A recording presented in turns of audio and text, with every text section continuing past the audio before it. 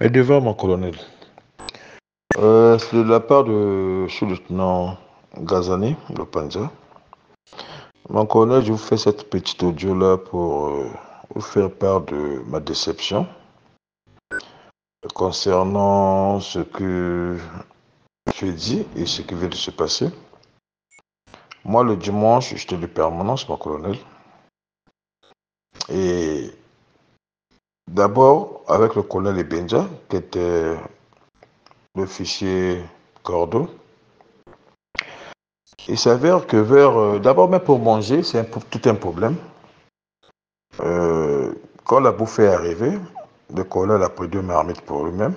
Là, il y avait le tripes et la pâte d'arachide de coco. Et ça, c'est pour lui. Après, il prend le bouillon de côte, c'est pour lui. Le chinchard plus les cuisses de poulet, ça, c'était ce qu'on pouvait manger et lui aussi compris. Moi, je lui ai fait savoir que non, mon collègue, c'est pas un problème. Moi, je vais pour moi manger avec le chauffeur et le motard. C'est ce qui a été fait. Je ne suis pas parti manger avec le motard. Après ça, je suis rentré dans ma chambre de permanence, en train de naviguer. Vers 14h30, il y a mon adjoint qui vient me voir pour m'informer qu'il y a eu le ministre Bouya qui lui avait remis 50 000. Et en leur remettant 50 000, le colonel Benja a fait appel à ce dernier, à l'adjudant. On lui demandait de lui remettre les 50 000. L'adjudant lui a répondu non, autant pas mon colonel, moi j'ai un chef à qui je dois rendre compte. Le collègue Bendia dit non, le seul chef ici c'est lui. C'est lui que l'adjudant devait lui remettre ça. L'adjudant va insister pour dire au colonel Bendia que non, mon colonel, je lui rends compte au lieutenant qui est mon chef direct et ce sera au lieutenant de vous rendre compte. Après, l'adjudant est venu me voir pour m'informer de la situation dans ma chambre là où j'étais. Et j'ai dit à l'adjudant, ok, c'est pas un problème. J'ai demandé à l'adjudant de me remettre 15 000 francs pour que j'aille voir le colonel. J'arrive chez le colonel de Benja, je lui fais état, je lui explique de la situation tout en chassant que non, il est déjà au courant. Je lui dis, autant que moi, mon colonel, il y a le ministre Bouya qui est passé et il a remis à mon adjoint 50 000 francs. Et vu que moi j'ai la troupe avec moi, donc moi je vous remets 15 000, toi et ton adjoint. Il y avait aussi le fichier de parent d'honneur de la GIR qui était là. Le colonel Benja me fait asseoir, me fait comprendre que non, c'est lui le chef. Logiquement, quand il y a un butin comme ça doit passer par lui et c'est à lui de partager. Moi, je lui ai fait comprendre, je dis, mon colonel, autant pour moi, c'est moi qui gère la troupe. Si ça s'avérait que si j'ai dit que non, que j'amène la troupe ici devant vous, que vous puissiez partager cet argent, je pense que vous n'aurez même pas 10 000 francs. Mais comme je ne veux pas que les soldats, comme ils sont un peu compliqués, qu'ils puissent parler mal de vous, d'abord concernant la bouffe, les gens parlent mal de ça, de votre comportement, comme il faut avec le pomme d'argent. Le colonel Benja va me comprendre. Après, il va me parler de son problème. Que lui, il a un problème de son groupe de la maison qui était gâté. Il avait mené chez le réparateur, donc il avait remis 100 000 francs, il restait 50 000 francs. Que lui, il est au pied du mangué. Donc, jusqu'à l'heure, on n'a pas encore payé. Enfin, lui doit retirer son groupe à lui. Donc, il manque 50 000 francs. Donc, il puisse prendre 25 000 francs, que nous prenons 25 000 francs. J'ai dit, je le connais, ça ne peut pas passer parce que ma troupe, on est nombreux. On est plus de 50. Ça ne fera pas bien que non, vous prenez 25 et nous prenons 25. Après, il dit, ok, mais c'est comme. Et après, il me dit, ok, comme c'est toi qui penses que c'est toi le chef, c'est pas un problème. Bon, mais j'ai pris ça en moi, je suis sorti. Je suis reparti chez les chauffeurs, suivre la télé, parce qu'avec lui, j'ai évité. Vers 22h après le match, après la finale de la Coupe d'Europe, je regarde ma chambre. En train de changer, avec les enfants à la maison. Il y a mon adjoint qui vient encore me voir. Il me dit, ah, bon, lieutenant, autant pour moi, il y a l'enfant du président Christelle de Denis qui est sorti. Il était parti sur le match avec leur papa. Il est sorti, il leur a remis 50 000 francs de 5 000, 5 000, 5 000. Malheureusement, pendant que lui il était en train d'écrire la sortie de Christelle, il y a le colonel Ebédia qui est sorti de chez lui et est venu ravir les 50 000 francs chez l'adjudant. Donc, c'était même, c'est-à-dire avec force. Ce dernier a un peu insisté de ne pas vouloir donner. Les collègues qui étaient là, la garde, ont donné, non, l'adjudant laisse seulement qu'il puisse prendre. Il a ravi l'argent. Mais comme les collègues, la garde qui était là, ils ont demandé à l'adjudant de laisser. Lui, le colonel Ebédia, va remettre 5 000 francs à l'un des éléments, 5 000 francs à l'autre. Après, il dit, ça, c'est mes 40 000 à moi. Mais toi, va voir le panda, comme toi, tu penses que non, c'est le panda qui me commande. Il rejoint son bureau. Mon adjoint vient me voir, me parle de ce problème. Moi, je dis, attends, ça c'est quoi? D'abord, moi, le problème d'argent, je ne me mêle pas, mon colonel. Mais, quand c'est comme ça, là, au niveau d'un officier supérieur, qui était là où il était pour venir ravir l'argent aux mains de l'adjudant, mais s'il y avait eu quoi, c'est ça qui m'avait un peu énervé. Il fallait que j'aille voir le colonel Ebédia. Je sors dans ma chambre, je viens, je trouve la garde à qui il avait remis les 5 000, 5 000, je leur demande de remettre les 5 000 francs là. Et la garde, les deux sentinelles m'ont remis 5 000, 5 000, ce qui faisait 10 000. Je suis allé voir le colonel Ebédia. J'ai dit, autant que moi, mon colonel, avec tout le respect que je vous dois, ce que vous faites est anormal. Vous êtes un officier supérieur. Comment vous pouvez quitter là où vous êtes pour aller ravir 50 000 francs chez mon adjoint? S'il y a un problème, s'il y avait eu un couac, moi je pense que le tout devait passer par moi. C'est moi votre adjoint. Je suis le lieutenant, vous êtes colonel. S'il y a un problème, vous m'interpellez, vous m'appelez, vous me parlez. Mais vous ne pouvez pas aller déranger ma troupe. C'est ma troupe, ce n'est pas votre troupe. C'est moi. Moi, je reçois vos ordres et vos ordres deviennent mes ordres à moi et c'est à moi de transmettre à mes éléments. C'est un problème d'argent.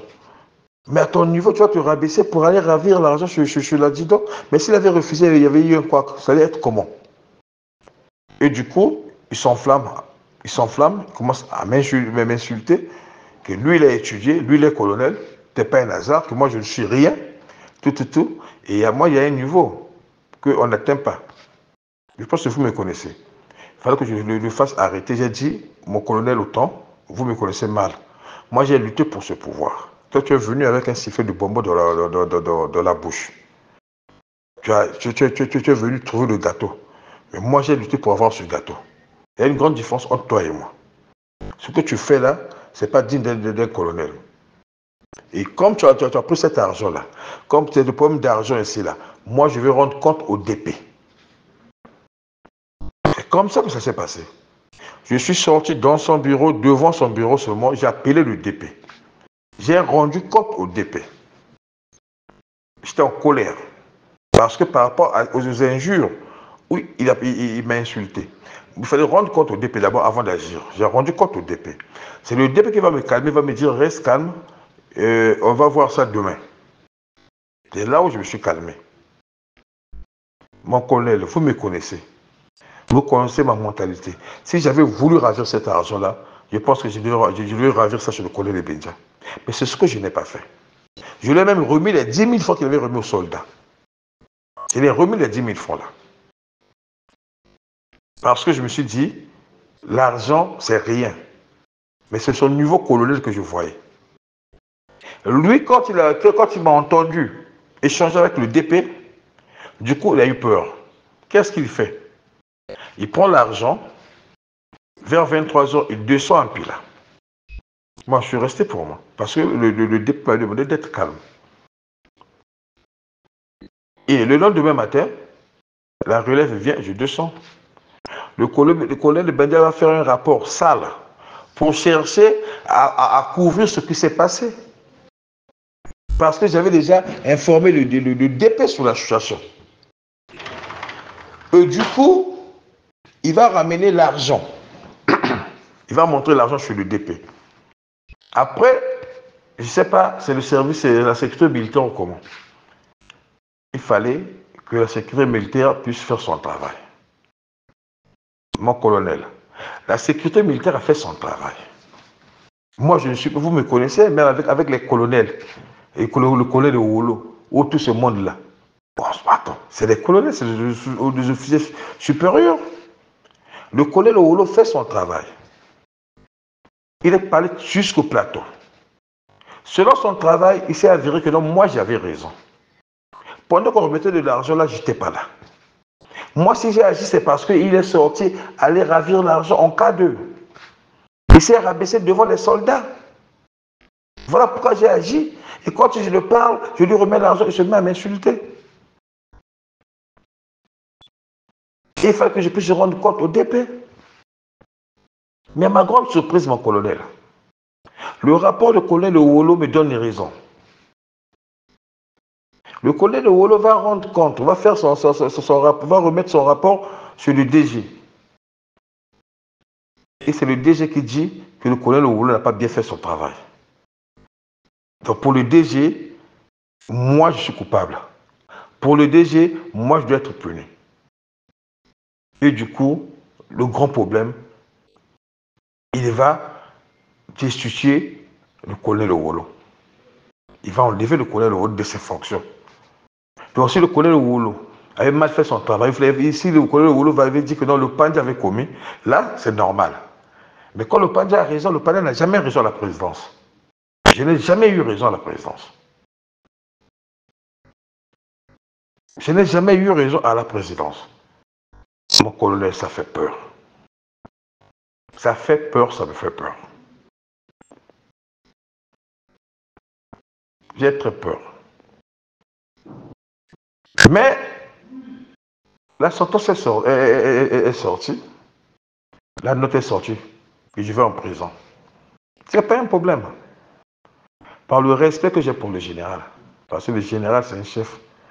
Moi, j'ai tout le respect au général. C'est un chef. Peu importe. Ça, c'est la troisième fois qu'il me punit. Dans les trois punitions-là, je n'ai jamais vu la gravité de mes problèmes. Tout ce que moi j'ai eu à faire dans ce pays, c'est pour le pouvoir. Jamais on n'a entendu que le panda a braqué quelque part ou le panda a tué quelque part. Non. Ma première punition que le général m'avait envoyé en prison, c'était parce que j'avais organisé un tournoi de football, un tournoi vacances. En mémoire de l'ancien joueur de l'Étoile du Congo, Ibongo Rovos. Le général m'a puni pour ça. Parce que j'étais passé sur les halls de la télé. Moi, je suis un sportif, mais ça s'est passé. La deuxième fois que le général me punit, c'est quand j'ai envoyé mes enfants à Conel en tant que les témoins des élections, des élections qui se passaient au pays, à Kinshudi. C'est que les témoins de Claude Aïssa. Claude Aïssa est mon frère. Quand ça se capote là-bas, mes enfants étaient là-bas. On va prendre mes enfants en otage, chercher à les tuer, à les tabasser, à leur faire du mal. Tout un parent ne peut pas faire tout cela. J'étais obligé de prendre ce risque-là pour aller déloger les enfants. Mes enfants étaient au nombre de 48. Mais je suis allé. J'ai pu sortir les enfants. Par la foule qui était. Le fait que j'avais tiré en haut pour intimider et permettre aux enfants de fuir. Au lieu de voir ce bravoure-là, j'ai tué personne, j'ai tiré sur personne. J'ai pris le risque de partir à Kinshudi pour faire sortir les enfants. J'ai été puni pour ça. Ça aussi, ce n'est pas un problème. Mais là encore, c'est une punition là où je n'ai rien fait. Je n'ai jamais été devant le ministre Bouya pour manger de l'argent. Je n'ai jamais été devant Christelle Sassou pour manger de l'argent, non. Mais le contraire, c'est le colonel Wolo qui est allé se chamailler avec mon adjoint pour besoin d'argent, pour ravir de l'argent. Il a ravi l'argent. Et c'est lui qui a tenu de l'argent. Mais pas moi, mais lui, il est épargné. On dit que non, lui n'a rien fait. Mais c'est le Pandja. C'est le panda qui a tout fait. Mon colonel, ça fait très mal. Quand je vois tout mon parcours, quand je vois tous les sacrifices que j'ai faits. Mais ça ne fait rien. C'est la vie. C'est la vie. Je suis un homme de conviction. Je suis un courageux, ça tout le monde le sait. Pour le président de la République, je suis prêt à tout. Mais je ne trouve plus ma place au sein de la présidence. Je ne trouve plus ma place au sein de la présidence. Je me dis que continuer à travailler là où on ne t'aime pas, c'est quand tu es un chef, t'aimes pas, il faut savoir laisser, il faut savoir quitter les choses à temps. Moi, le général Lebois restera mon chef. Ça, c'est mon chef. Nous avons souffert ensemble avec le général. Je n'ai pas un problème avec lui. Mais je n'ai plus le courage de travailler. Il y a longtemps que vous le savez, je n'ai plus le courage. J'ai fait 7 ans au galop d'adjudant-chef. 7 ans. Tout ce que moi j'ai encadré aujourd'hui sont les capitaines, sont les officiers. Mais là, ça continue. Là, ça continue. Je pense que après ma punition, mes 35 jours de prison, je resterai à la maison jusqu'à attendre ma note de radiation. Parce que je préfère aller servir le président ailleurs, même à l'état-major, même où, mais plus à la DGSP. Parce que je me sens en insécurité. Je me pose la question, mais si c'était plus que ça, qu'est-ce qui m'attend demain? Si déjà tout un service de la sécurité militaire fait ses enquêtes, tout un colonel qui a été placé par le colonel général, qui a fait son travail, qui a fait son rapport, qui me donne raison, et vous le radiez de ses fonctions parce qu'il m'a donné raison. Vous le radiez, vous l'enlevez parce qu'il m'a donné raison, parce qu'il a avéré que j'ai raison. Mais si c'était le pur, s'il y avait un mort d'homme, le panier aurait toujours tort. J'ai une famille. J'ai une famille.